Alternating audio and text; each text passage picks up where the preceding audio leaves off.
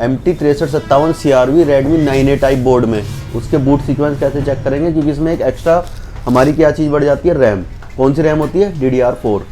तो DDR4 RAM के साथ वो किस तरीके से जो है वोल्टेज बनेगी उसके बारे में एक्सप्लेन करेंगे। तो ये MT6357 CRV है, 5 बक कॉइल होंगी इसमें, ठीक। V सिस्टम आएगी और आपकी सबसे पहले उसके SMPS में जाएगी, स्विच मोड पावर सप्लाई के अंदर, ठीक है। 0 ओम के रजिस्टर से होके जाएगी। अगर ये रजिस्टर आपका ख़राब हो जाता है या निकल जाता है तो आपका क्या होगा, इसमें जैसे ही आप चार्जर या बैटरी लगाओगे तो VS1 यानी कि जो आपका हायर LDO है वो आपकी वो लाइन शॉर्ट हो जाएगी, VS1 वाली। VS1 बोलते हैं हायर LDO को, ठीक है, मीडियाटेक के अंदर। तो आपने क्या करना, क्या है, IC उतारनी है। उतारने के बाद ये 0 ओम का रजिस्टर ये B2 नंबर की पिन पे कनेक्टेड होता है। इसमें B2 नंबर की पिन, उसको आप चेक करके वहाँ से उसकी सप्लाई चेक करोगे, V सिस्टम आपकी वहाँ तक जानी चाहिए। इसको अगर लगा हुआ है तो तोड़ के हटा दो और सीधा एक डायरेक्ट जंपर लगाओ। इसको बाईपास करो यहाँ से जंपर लगा के, ठीक है। जंपर करने के बाद उसके बाद आप नई IC इस पर रिप्लेस करोगे। अगर नई IC आपने बिना जंपर किए कर दी तो आपकी वो नई IC भी फिर से शॉर्ट हो जाएगी, ठीक है। तो इस चीज़ का आप ध्यान रखोगे तो सबसे पहली प्रॉब्लम तो आपको इस तरह की आती है। जो मार्केट में आपके पास हैंडसेट कोई डेड होके रिपेयर होने आएगा तो इस तरह की समस्या आएगी, पानी वानी जाने से ये प्रॉब्लम आती है, ठीक है ना। अब इसके कॉइल्स के बारे में देखते हैं। तो 5 कॉइल हैं, 5 कॉइल में एक V प्रोसेसर की 0.8 वोल्ट बनेगी। जो V प्रोसेसर कौन सी होगी हमारी, जो आपकी CPU की बक सप्लाई होगी, यानी कि APC ऑन रहेगी और जाएगी कहाँ, CPU के अंदर। फिर दूसरी सेकंड वाली कॉइल होगी आपकी V कोर। V कोर कितनी बनाएगी वोल्टेज, 0.8 वोल्ट, और ये भी हमारी ऑन रहेगी वोल्टेज, यानी कि चार्जर डालने पे हमारी ऑन रहेगी और ये जाएगी कहाँ, CPU के अंदर। V कोर CPU के अंदर जाएगी कोर सेक्शन को ऑन करने के लिए, और साथ ही साथ GPU का सेक्शन भी यही ऑन करेगी, ठीक है। ग्राफिक प्रोसेसर यूनिट के लिए भी यही वोल्टेज वहाँ पे जाएगी, कोर की वोल्टेज दोनों जगह। फिर इसके बाद है हमारी तीसरी, इसका नाम होता है V मॉडेम। V मॉडेम, इस पर भी 0.8 वोल्ट बनेगी और ये जाएगी CPU के अंदर मॉडेम सेक्शन को ऑन करने के लिए। और जो मॉडेम की सप्लाई होती है मीडियाटेक में ये ऑन रहती है, ठीक है।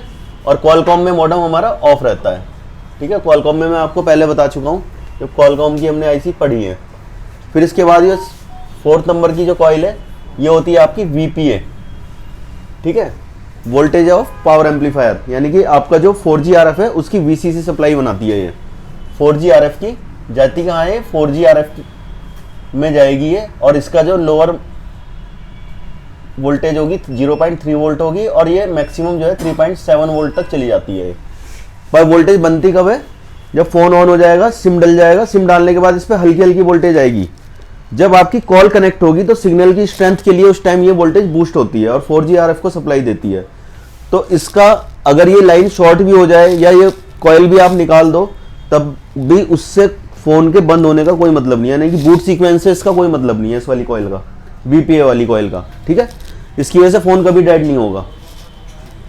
बस आपको ये पता होना चाहिए कि यहाँ पे वोल्टेज उस टाइम पे मिलेगी नहीं, यानी कि यहाँ पे भी ऑन रहेगी वोल्टेज V प्रोसेसर पे, V कोर पे भी ऑन रहेगी और आपका मॉडेम पे भी ऑन रहेगी। फिर इसके बाद एक कॉइल और है हमारी जो कि VS1 है, मैंने पहले ही बताई आपको। VS1 क्या होता है, हायर LDO। हायर LDO ये होता है हमारा 2 वोल्ट का, ठीक। अब यहाँ से यहाँ तक क्या चीज़ हो गई हमारी, वीरेज 1। वीरेज 1 क्या है हमारी, कॉइल्स पावर। ये आपका वी रेगुलेटेड 1 का सेक्शन है जो कि कॉइल्स पावर के अंतर्गत होगा। इसके बाद आपका दूसरा सेक्शन जो इसके अंदर होगा वो होगा वीरेज 2। वीरेज 2, तो अब वीरेज 2 सेक्शन में क्या क्या आता है, एक तो आएगा आपका V सिस्टम। V सिस्टम यानी कि जो VPH की जगह ले रहा है, ठीक है। एक इसके अंदर क्या आएगा, हायर LDO यानी कि VS1। VS1 को बोलते हैं हम हायर LDO। हायर LDO को VS1 बोलते हैं मीडियाटेक में, 2 वोल्ट का होता है ये। अब और क्या चाहिए वीरेज 2 सेक्शन पूरा करने के लिए, लोअर LDO। तो लोअर LDO तो अभी बना ही नहीं है, तो लोअर LDO कहाँ बनेगा, इसमें एक VS2 IC, VS2 नाम की IC होगी, एक और एक सेक्शन होगा इसमें, एक्सटर्नल बल्क फॉर VS2। तो इसके लोअर LDO का नाम क्या है, VS2। तो इसमें आपका एक छोटी सी IC होगी जिसमें 8 पिन होंगी, VS2। कितनी पिन होंगी, 8 पिन। ठीक है, 8 पिन की ये आईसी होती है और 8 पिन की इस आईसी पे आपकी एक तो आएगी ये इसकी इनेबल पिन पे आएगी आपकी VS1 यानी कि हायर एलडी, और यहीं पे इसका कैपेसिटर भी लगा हुआ होगा, और एक इसमें टीपी होगी जो कि इसकी पावर गुड होगी। क्या होगी? पावर गुड, पी गुड यहाँ लिख देते हैं, और ये 4 वोल्ट आते हैं इसके ऊपर जब आईसी ऑन कंडीशन में होगी। और एक इसकी वी इन पिन पे यहाँ पे वी सिस्टम आएगा, वी सिस्टम यानी कि वीपीएच की पावर, इसका भी कैपेसिटर होगा यहाँ चेक करने के लिए, ठीक है। और यहाँ से ये इसकी एलएक्स पिन होती है, पिन नंबर 6, उससे जो है आपकी लोअर एलडीओ यहाँ पे जनरेट होगी, यहाँ पे कैपेसिटर होगा चेक करने के लिए, और ये इसका नाम होगा आपका VS2 यानी कि लोअर एलडीओ। कितना होगा ये? 1.4 वोल्ट, 1.35 होता है लिखा हुआ, लेकिन जब हम चेक करते हैं तो 1.4 वोल्ट ही हमें वहाँ पे मिलता है, ठीक है। अब इसके अंदर क्या होगा, यही जो 1.4 वोल्ट अभी बना है यहाँ पे अभी, ठीक है, इसी में से एक लाइन इसकी फीडबैक की लाइन होगी, वो एक डिवाइडर सर्किट से इसकी एक पिन पे चली जाएगी, जो कि यहाँ पे एक हल्की सी वोल्टेज जाएगी 0.4 वोल्ट, उससे वोल्टेज डिवाइडर सर्किट से वोल्टेज ड्रॉप हो गए, और यही VS2 जो बनता है ये एक बार और इस आईसी की पिन पे जाएगा, ठीक है। क्या नाम होगा इसका? VS2 1.4 वोल्ट, ठीक है। तो इस तरीके से आपकी VS2 काम करेगी, और इसकी पिन, एक पिन आपकी ग्राउंड भी होगी यहाँ पे, ठीक है। तो इस तरीके से आपकी ये VS2 की आईसी कंप्लीट होगी। लेकिन इसमें क्या है, अगर VS2 आईसी आपकी खराब हो जाती है तो इसको आप बाईपास भी कर सकते हो। आपने करना क्या है, आईसी रिमूव करनी है, हटानी है, ठीक है। और रिमूव करने के बाद जो पिन नंबर 1 है इनेबल वाली पिन, उसको आपने लोअर एलडीओ से डायरेक्ट जोड़ देना है। ऐसा क्यों कर सकते हैं हम? उसका रीजन ये है कि जो आपके हायर एलडीओ में वोल्टेज 2 वोल्ट की है, और इसके साथ जो एम्पियर, जो भी इसके अंदर से एम्पियर रिलीज हो रहे हैं, वो एम्पियर और जो 1.4 वोल्ट यानी कि VS2 आईसी से जो बनने वाला लोअर एलडीओ, उसके दोनों के एम्पियर सेम है, यानी कि करंट सेम है। तो इस वजह से इसको बाईपास कर सकते हैं, ठीक है। आपका लोअर एलडीओ की जगह हायर एलडीओ हमारा काम कर जाएगा। ऐसा हमने कई सारे ऐसे फोन में देखा, जैसे इन्फिनिक्स और टेक्नो के फोन आते हैं, तो उसमें कंपनी ने VS2 आईसी डाली नहीं है, वो डायरेक्ट बाईपास किया हुआ है। डायरेक्ट बाईपास ऐसे किया हुआ है कि लोअर एलडीओ को हायर एलडीओ की लाइन से ही जोड़ा हुआ है उन्होंने, वहाँ आईसी उस प्लेस पे है ही नहीं, ठीक है। तो ऐसी चीजें हमने वहाँ भी देखी है, और ये चलती भी है, हमने चला के भी देखी है, बाकी आपको प्रैक्टिकल में दिखा भी दूंगा आपको, ठीक है। फिर इसके बाद आपका पावर लेवल यहाँ पे कंप्लीट नहीं होता। जैसे ये VS2 इसमें आएगा तो यहाँ पे क्या बनेगा, VS2 1.4 वोल्ट, ये आपका VRAGE2 सेक्शन कंप्लीट हो जाएगा, ठीक है। अब VRAGE2 सेक्शन से 25-26 ऐसे लाइनें निकलेंगी, जैसे L1 से लेकर L23 आपकी कॉलकॉम में थी, ऐसी 24, 25, 26 जितनी भी लाइनें यहाँ से आपकी छोटी छोटी एलडीओ यहाँ से कन्वर्ट होकर निकलेंगी, जिसमें आपकी मोस्ट इंपोर्टेंट होगी VIO_PMU 18, VIO18 PMU, ठीक है, VIO18_PMU 1.8 वोल्ट, ठीक है। ये आपकी बाय डिफॉल्ट ऑन रहने वाली वोल्टेज है, ठीक है, जिसको हम चेक करते हैं अपने बूट सीक्वेंस के अंदर। तो ये आपकी ये ऑन रहेगी, और ये बनेगी जैसी VIO18 PMU बनेगी 1.8 वोल्ट, तो इसका VRAGE2 सेक्शन कंप्लीट होगा, तो तुरंत इसके बाद आपको एक LDO4 VA12 वो VA12 नाम की एक आईसी होगी, जो एक छोटी आईसी होती है। कितनी पिन की होती है? 6 पिन की, ठीक है।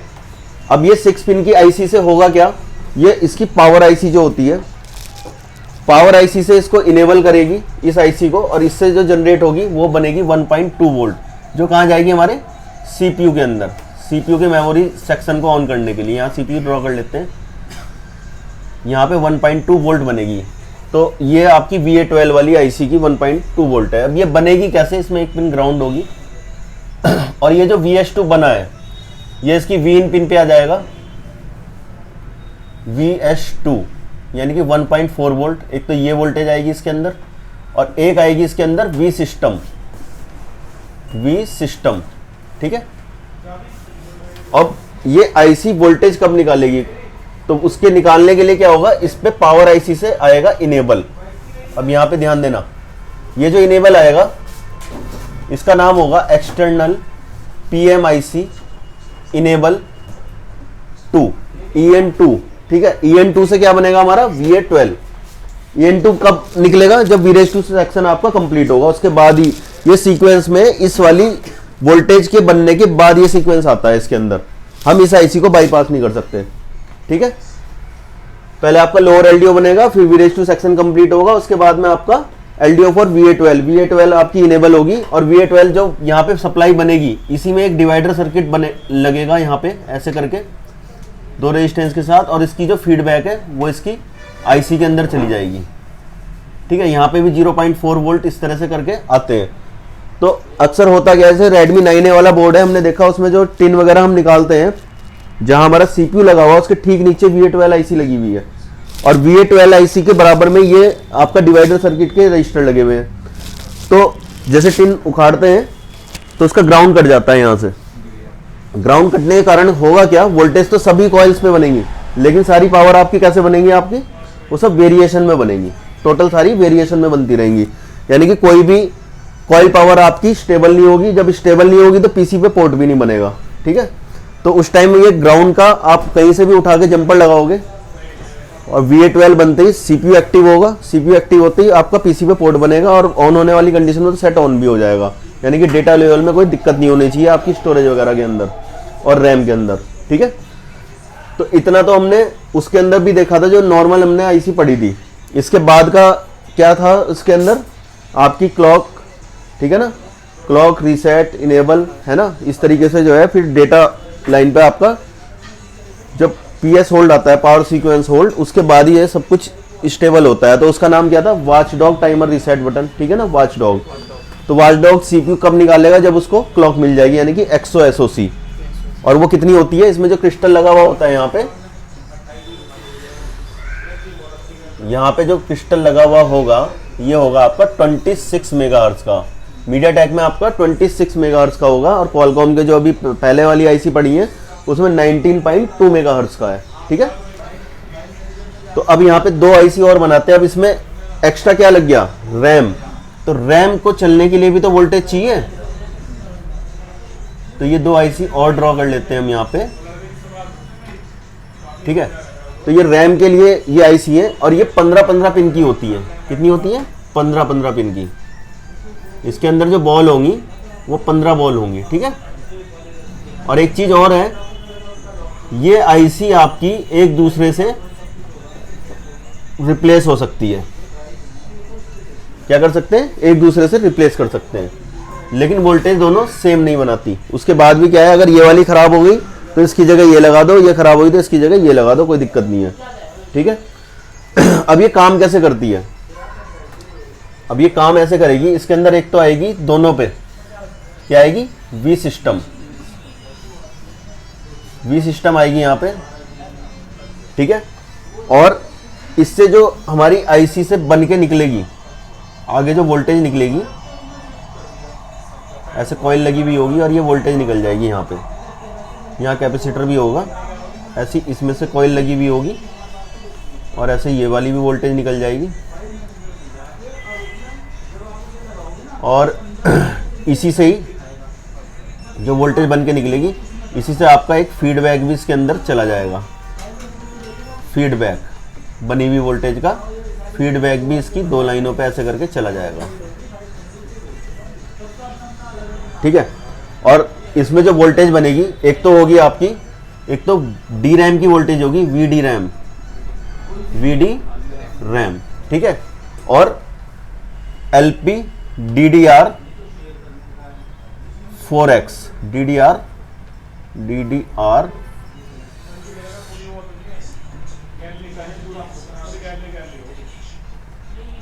4X, ठीक है।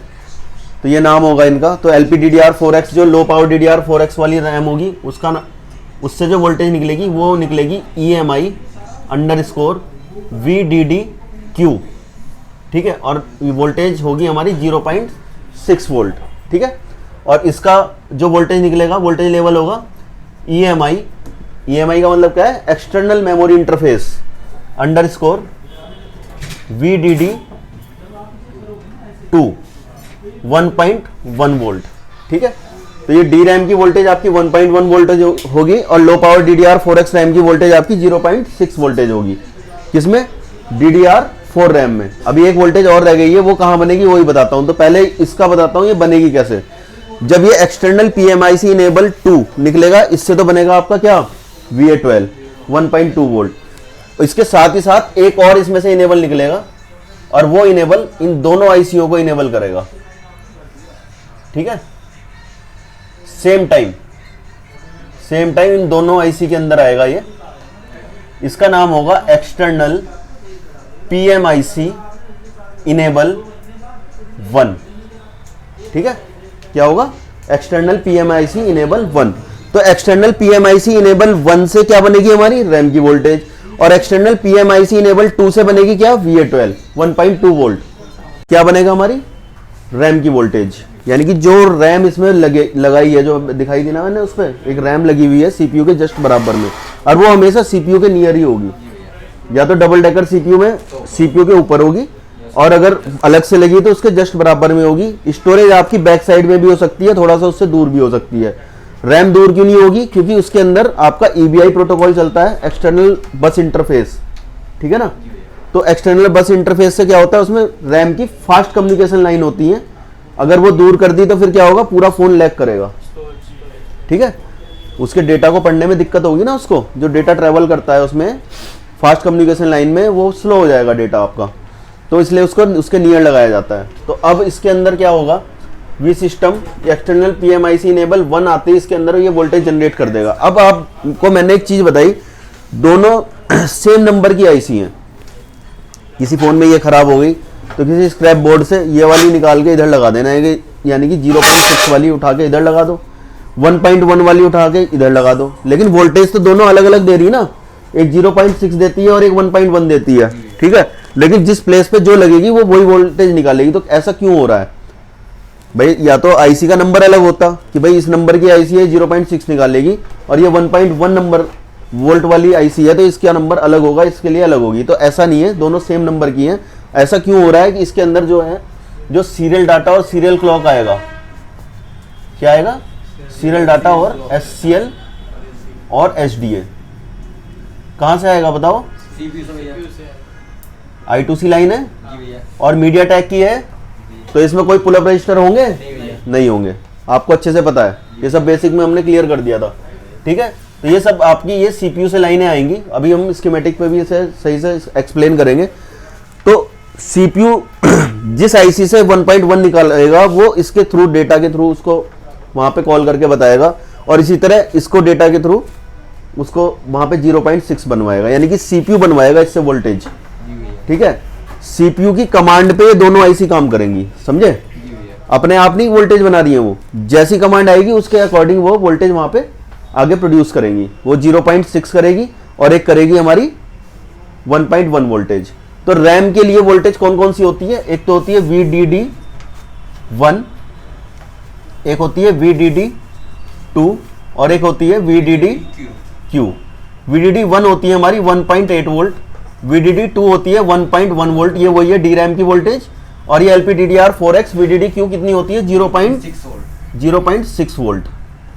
ठीक है, तो ये 3 वोल्टेज जब तक नहीं मिलेगी तब तक हमारी रैम एक्टिव नहीं होगी, और रैम एक्टिव नहीं होगी तो क्या होगा? आपकी EBI प्रोटोकॉल एक्टिव नहीं होगा, डेटा नहीं मिलेगा CPU को। डेटा नहीं मिलेगा तो क्या होगा? वो रीडिंग स्टक दिखाएगा, थोड़ी सी हाई रीडिंग पे होगा, 100+ पे होगा। उस टाइम रैम कम्युनिकेशन नहीं होता है ना। पोको के फोन आते हैं, रैम ड्राइव हो जाती है, डबल डेकर वाले। आपका M30S M31 सैमसंग, उसमें क्या करते हैं? हम CPU रिवॉल्व करके डालते हैं, रैम और CPU रिवॉल्व करके लगाते हैं, तुरंत चालू हो जाता है। तो उसमें क्या होता है? यही चीज होती है। तो उस टाइम पे हमें ये वोल्टेज वगैरह हमें चेक करनी होती है। तो अभी 2 वोल्टेज तो यहाँ बन गई, तीसरी कहाँ बनेगी? तीसरी हमारी यहाँ बनेगी, जो VIO18 PMU है। अब देखो यहाँ पे एक LDO कंपोनेंट लगा होगा। LDO कंपोनेंट का बताया था मैंने कैसे यूज होता है। 2 पिनें तो होंगी इसकी, ग्राउंड, एक पिन से क्या करता है वो? आउट, और एक से करेगा इन, और एक पे आएगा सिग्नल। ठीक है ना, इनेबल आता है ना उसपे, इनेबल पिन पे। तो एक पे तो यहाँ पे आएगी, क्या आएगी यहाँ पे? VS1 की कितनी है? 2 वोल्ट। आउट कितनी करेगा ये? 8 वोल्ट। और कौन सी वोल्टेज होगी ये? VDD1 यहां से निकलेगी आपकी 1.8 वोल्ट। अब बनेगी कैसे? इसको यहाँ पे इसकी जो इनपुट वाली पिन है यानी कि इनेबल वाली जो पिन है वो VIO18 PMU होगी। कौन सी होगी? VIO18 PMU। ये इसका इनेबल आ रहा है यहाँ पे 1.8 वोल्ट। ठीक है, तो इस तरीके से ये यहाँ पे VDD1 बन रही है। अब इस केस में आप इसको बाईपास भी कर सकते हो, कोई दिक्कत नहीं है।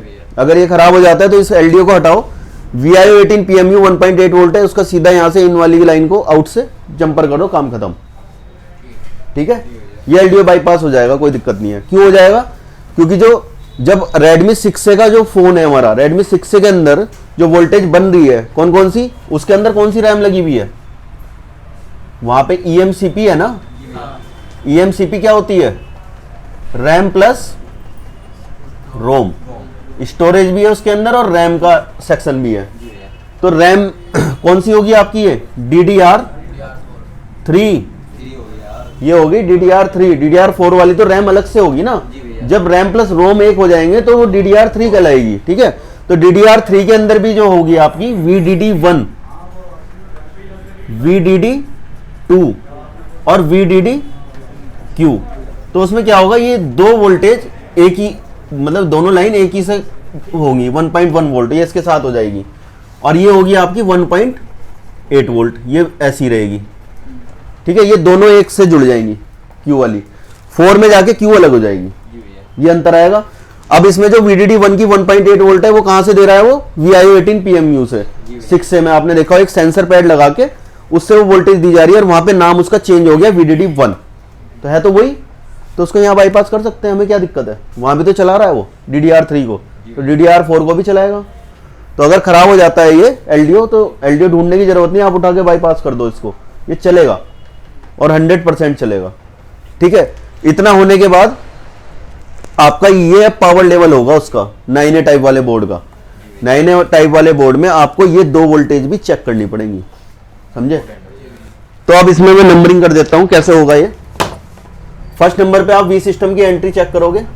ठीक है, सेकंड पे आपने VS1 चेक करना है, हायर LDO। ठीक है, थर्ड पे V प्रोसेसर, फोर्थ पे V कोर, 5 पे मॉडम। ठीक है, ये सब चीजें आपने चेक करनी है। 5 के बाद आपने 6 नंबर पे आपने लोअर LDO चेक करना है, ये वाला। ठीक है, 6 के बाद 7 नंबर पे VIO18 PMU। ठीक, 8 नंबर पे फिर आपने 1.2 वोल्ट, कौन से? VA12 वाले। यहां तक हो गया आपका। इसके बाद जब देखो, पहले ये बनेगा, उसके बाद ये बनेगा। ठीक है, इसके बाद हम रैम की वोल्टेज पे आ जाएंगे। तो रैम की वोल्टेज में क्या चेक करोगे आप? 9 नंबर पे VDD1। ठीक है, 10 नंबर पे VDD2 और 11 नंबर पे VDDQ। ये वोल्टेज चेक करने के बाद अब हम जाएंगे किसमें? अब बाकी की मैं यहां पे नोट कर देता हूं। 12 नंबर से पहले क्या चेक होगा? RTC clock. कितना होता है ये? 26 नहीं होता, 32 किलोहर्ट्ज होता है रियल टाइम क्लॉक। ठीक है, 32 किलोहर्ट्ज होगा। ठीक है, और 13 नंबर पे क्या होगा हमारा? बेसबैंड क्लॉक होती है ना, तो एक्सो SOC बोलते हैं इसमें। कितना होगा ये? 26 मेगाहर्ट्ज। ये होगा 26 मेगाहर्ट्ज। ठीक है, 14 नंबर पे आप क्या चेक करोगे? इसका सिस्टम रीसेट। कितनी होती है सिस्टम रीसेट? 1.8 वोल्ट। और 15 नंबर पे, 15 पे क्या चेक करोगे? वॉचडॉग। ये आपका PS होल्ड है ना, 1.8 वोल्ट। और जब वॉचडॉग नहीं आएगा तो 16 नंबर पे क्या चेक करोगे? SPI power AP, application processor से SPI प्रोटोकॉल की 4 लाइनें चेक करोगे आप। ठीक है, तो इतने में आपकी जो भी समस्या होगी वो सारी चीज आपकी इसके अंदर कवर हो जाएंगी, और आप इस फोन को अच्छे से बना सकते हो देख के, कोई भी चीज इसमें छुटी भी नहीं है। ठीक है, बाकी हम उसको एक्सप्लेन करेंगे स्कीमेटिक डायग्राम पे।